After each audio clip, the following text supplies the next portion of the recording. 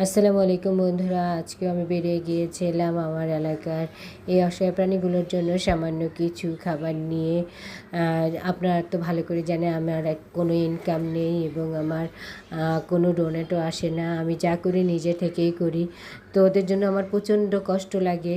আমি আগের মতো ওদের বেশি খাবার দিতে পারি না, কারণ আমার যেহেতু কোনো ইনকাম নেই, আমি দেবো কোত্থেকে? আমার সংসার থেকে আমি যতটুকুন পারি ওদের একটু খাবার দেওয়ার চেষ্টা করি। তো আজকেও আমি বেরিয়ে গিয়েছিলাম ওদের জন্য সামান্য কিছু খাবার নিয়ে।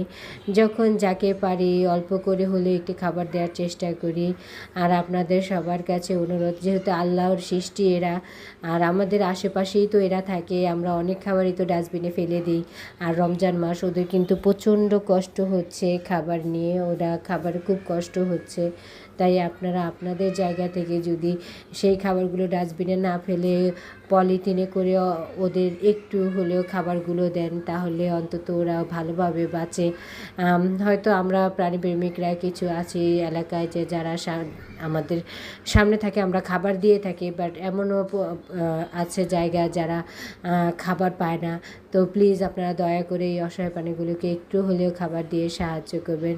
আল্লাহর সৃষ্টির প্রতি একটু দয়া দেখাবেন এই রমজান মাসে।